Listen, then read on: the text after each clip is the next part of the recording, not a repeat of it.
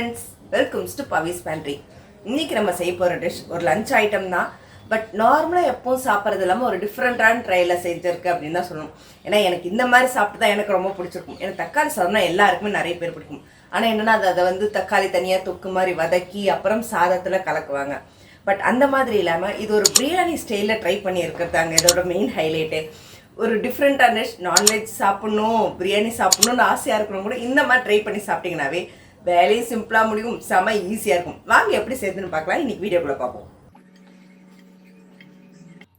எண்ணெய் நல்லா காஞ்சதுமே தாளிக்கிறதுக்கு தேவையான பொருட்கள்: சோம்பு, லவங்கம் ஒரு 6-7, பட்டை 3 துண்டு, மராட்டி மொக்கு, பிரியாணி இலை, அன்னாசி பூ, ஏலக்காய் ஒரு 3, வெறும் 3 பச்சை மிளகா தான் ஆட் பண்ணுறேன்.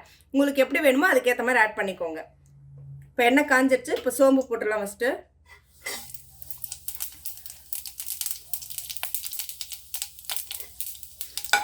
சோம்பு பொரிஞ்சதும் இந்த லவங்கம், பட்டை, மராட்டி மூக்கு, அன்னாசி பூ இது எல்லாத்தையும் போட்டுடலாம்.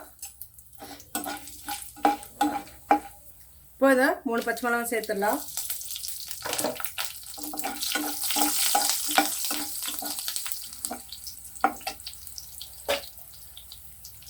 இப்போது மிளகா நல்லா வதங்கினதும் கொஞ்சமாக புதினா அப்படி கிள்ளி போட்டுக்கோங்க.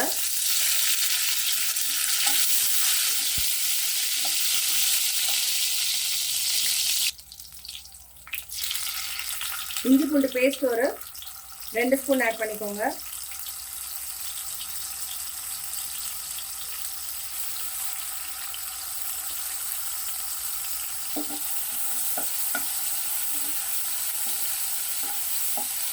நம்ம நறுக்கி வச்சிருக்கிற பெரிய வெங்காயம் ஒரு 3 பெரிய வெங்காயம் எடுத்துருக்கேன். நல்லா நீல வாக்கில் நறுக்கி வச்சுக்கோங்க.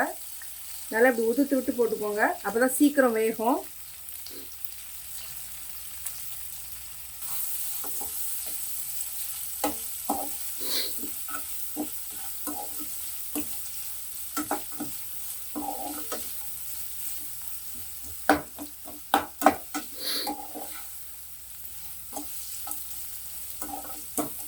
நல்லா கொஞ்சம் ஃப்ளேம் ஹையில் வச்சு வெங்காயம் நல்லா கோல்டனாக வதங்குற அளவுக்கு வதக்கி விட்டுறலாம்.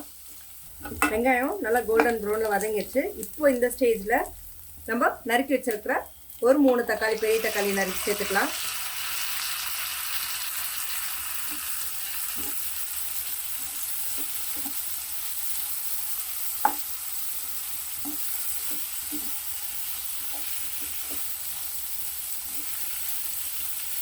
நல்லா கிளறி விட்டுக்கோங்க. இது போடுற அளவு எல்லாமே ஒரு 4 பேர், பெரியவங்க 2 பேர், ஒரு குட்டீஸ் அந்த மாதிரி இருக்கிற சாப்பிட்றவங்களுக்கு தான். உங்களுக்கு குவான்டிட்டி எந்த அளவுக்கு இருக்கோ அதுக்கேற்ற மாதிரி ஆட் பண்ணிக்கோங்க. நான் பெரிய தக்காளி முன்னா கிட்டத்தட்ட ஒரு 400லேருந்து 350 400 கிராம் வரும். அந்த அளவுக்கு இருக்கிற தக்காளி தான் நான் எடுத்திருக்கேன் பெருசாக. நல்லா சிவப்பான தக்காளி எடுத்துக்கோங்க, அப்போ தான் சாப்பாடு நல்லா டேஸ்ட்டாக இருக்கும். இப்போ இந்த ஸ்டேஜில் உப்பு ஆட் பண்ணிக்கலாம். நான் ஒரு ஸ்பூன் ஒரு 1.5 ஸ்பூன் வரைக்கும் போடுறேன். வேணும்னா அப்புறம் பார்த்துட்டு போட்டுக்கோங்க. ஜஸ்ட் ஒரு 1/4 ஸ்பூன் வரைக்கும் கரம் மசாலா, தனி மிளகாய் தூள் ஒரு ஸ்பூன் ஆட் பண்ணுறேன். உங்களுக்கு காரம் வேணும்னா பார்த்துக்கோங்க, ஏன்னா பச்சை மிளகாவும் நம்ம ஆட் பண்ணுறோம். கொஞ்சமாக ஃப்ளேவருக்கு நான் பிரியாணி மசாலா ஆட் பண்ணுறேன். உங்களுக்கு வேணும்னா போட்டுக்கலாம், இல்லைன்னா விட்டுடலாம். நல்லா கிளறி விடுங்க. இந்த மசாலாவில் தக்காளி நல்லா வதங்கி அப்படியே எண்ணெய் பிரிஞ்சு வர அளவுக்கு நல்லா வதக்கி விடுங்க. தண்ணி எதுவும் சேர்த்துட்டாதீங்க. தண்ணி சேர்த்துனீங்கன்னா டேஸ்ட்டே போயிடும். நல்லா கொஞ்சம் மூடி வச்சுட்டு கொஞ்சம் சிம் வச்சுட்டிங்கன்னா அந்த தண்ணியிலே அது அப்படியே நல்லா அந்த மசாலா அது கூட அப்படியே வதங்க ஆரம்பிச்சிடும். இப்போ தட்டு மூடி போட்டு மூடி வச்சலாம். அது நல்லா வதங்கட்டும். நல்லா மூடி வச்சுருங்க, டிஸ்டர்ப் பண்ணாத அளவுக்கு. இப்போது வதங்கிட்டு இருக்கு. இதை இந்த பக்கம் ஒரு பக்கம் வச்சுட்டு நல்லா வதங்கல, இன்னும் நல்லா எண்ணெய் பிரிஞ்சு வரட்டும். அதுக்குள்ளே குக்கரில் சாதத்துக்கு ரெடி பண்ணுவோம். இது கடைசியாக அதில் கொட்டி கிளற போகிறோம். ஸ்டவ் பற்ற வச்சு குக்கர் வச்சிடலாம். இதில் ஒரு 6 டம்ளர் தண்ணி, நான் 1 டம்ளர் பாஸ்மதி அரிசிக்கு 2 டம்ளர் தண்ணி கணக்குன்னு எடுத்திருக்கேன். நீங்கள் அதுக்கேற்ற மாதிரி 1 டம்ளர் 2 டம்ளர் தான் தண்ணி அளவு, மிச்சமாக ஊற்றிடாதீங்க.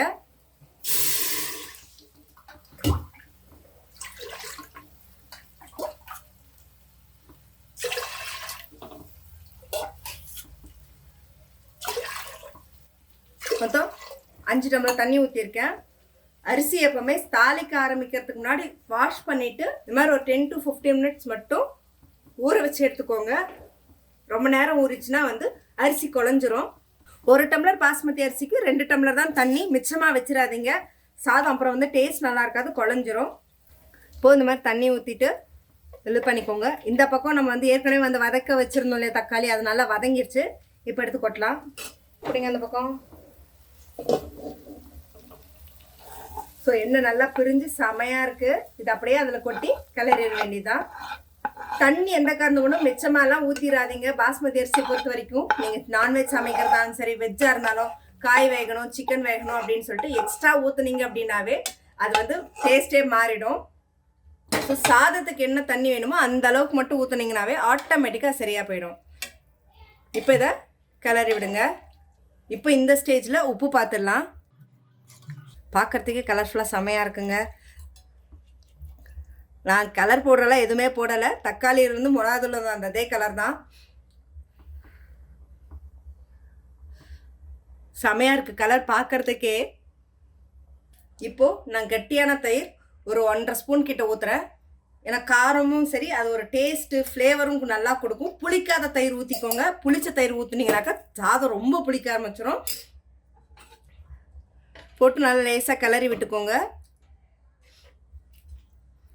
எந்த வெரைட்டி செய்கிறதானோ அந்த தயிர் கொஞ்சம் மிக்ஸ் பண்ணிங்கனாவே அந்த டேஸ்ட்டே செமையாக இருக்குங்க சாப்பிட்றதுக்கு. அந்த காரம் நல்லா பேலன்ஸ் ஆகும். இப்போ இந்த ஸ்டேஜில் கொஞ்சமாக புதினா, கொஞ்சமாக நறுக்கி வச்சுருக்கு கொத்தமல்லி போட்டு குக்கரில் விசில் வந்து ஒரே ஒரு விசில் விட்டால் போதும், நிறைய விடாதீங்க. இல்லை நான் இப்போ தான் அரிசியை அப்படியே கழுவி அப்படியே நீங்கள் போடுறீங்கன்னா 2 விசில் விட்டுக்கோங்க. 10 மினிட்ஸ் ஊற வச்சுருந்தா 1 விசில், இல்லைன்னா 2 விசில். தண்ணி அப்படி கொதிக்க ஆரம்பித்ததுமே குக்கரை வந்து போட்டு மூடிடலாம். இப்போது இந்த ஸ்டேஜில் குக்கர் மூடி போட்டு மூடிடலாம். ஜஸ்ட்டு 1 விசில் விட்டிங்கன்னா போதும். நான் ஏன்னா அரிசி ஏற்கனவே ஊற வச்சுருக்கனால. இல்லை நீங்கள் அப்படியே தான் செய்கிறீங்கன்னா 2 விசில் விட்டிங்கன்னா போதும். ஃப்ளேம் வந்து கொஞ்சம் மீடியமாக வச்சுக்கோ, ரொம்ப ஹையாக வச்சுக்க வேண்டாம்.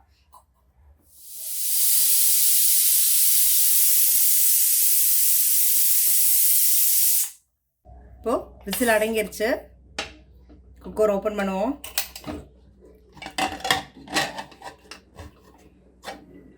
செம்ம வாசனையாக இருக்குங்க, சூப்பராக இருக்குது. நார்மல் தக்காளி சாதமாக சாப்பிட்றத விட இந்த மாதிரி சாப்பிட்டீங்க அப்படின்னா செம்ம டேஸ்ட்டாக இருக்குங்க. தனி கலரு எதுவுமே போடலை, வெறும் மிளகாத்தூள் தக்காளி மட்டும்தான். தக்காளி எடுக்கிறது நல்லா கலர்ஃபுல்லாக எடுத்திங்கன்னாவே செம்ம சூப்பராக இருக்குங்க. சான்ஸில் வாசனை கமகமகன்னு பிரியாணி மாதிரி இருக்குது. நல்லா அப்படி கிளறி விட்டுக்கோங்க. ஏன்னா அடியில் அந்த தக்காளியோட மசாலாலாம் அப்படியே நின்றும். ஜஸ்ட் நல்லா கிளறி விட்டுடுங்க. பிரியாணி ஸ்டைல் தக்காளி சாதம் செம்ம சூப்பராக ரெடியாக இருக்குங்க. எப்பவுமே நார்மலாக தக்காளியை வதக்கி செஞ்சு அதுக்கப்புறம் சாதத்தில் போட்டு கிளறும். பட் இந்த மாதிரி செஞ்சு கொடுத்தீங்கன்னா பசங்களும் சரி, யாராக இருந்தாலும் லஞ்ச் பாக்ஸ் காலியாகிறது மட்டும் இல்லை, நமக்கும் சிம்பிளாக வேலை முடியுங்க. குழம்பு வச்சு அதை வச்சு தொட்டு எடுக்கணும். பட் இந்த மாதிரி கொடுத்தீங்கன்னு வச்சுக்கோங்களேன், வேலை நமக்கும் ஈஸியாக முடியும், பாக்ஸும் காலியாகும், டென்ஷனும் இல்லாமல் நம்மளும் டேஸ்டியாக சாப்பிட்டுக்கலாம். என்ன ஃப்ரெண்ட்ஸ், எப்படி இருந்துச்சு தக்காளி பிரியாணி அப்படின்ட்டு? நிஜமாவே செம்ம சூப்பர். அப்படியே அந்த நம்ம குக்கரை ஓப்பன் பண்ணும்போது அந்த பிரியாணியோட ஃப்ளேவர் வாசனை செம்மையாக அமேசிங்காக இருந்துச்சுங்க. என்ன சிக்கன் போட்டிருந்தா சிக்கனாக இருந்திருக்கும், பீஸ் போட்டிருந்தோன்னா வெஜிடபிள்ஸ் போட்டிருந்தோன்னா வெஜிடபிள் இருக்கும். பட் எதுவுமே இல்லாமல் பிளெயினாக இந்த மாதிரி செஞ்சிங்கனாவே தக்காளி சாதம் பிடிக்காது வேண்டாம் அப்படின்ற கூட விரும்பி எனக்கு அடுத்து மறுபடியும் எப்போ செஞ்சு கொடுப்பேன் அப்படின்னு கேட்குற அளவுக்கான ஒரு ரெசிபி தாங்க இது. கண்டிப்பாக ட்ரை பண்ணி பார்த்துட்டு உங்களோட கமெண்ட் பாக்ஸில் கொடுங்க. இந்த மாதிரி அடுத்தடுத்த இன்ட்ரெஸ்டிங்கான அப்டேட்ஸ்க்கு என்னோட சேனலை சப்ஸ்கிரைப் பண்ணிக்கோங்க. பக்கத்தில் இருக்க பெல் ஐக்கான் கிளிக் பண்ணிக்கோங்க, நோட்டிஃபிகேஷன் மிஸ் பண்ணாமல் இருக்க.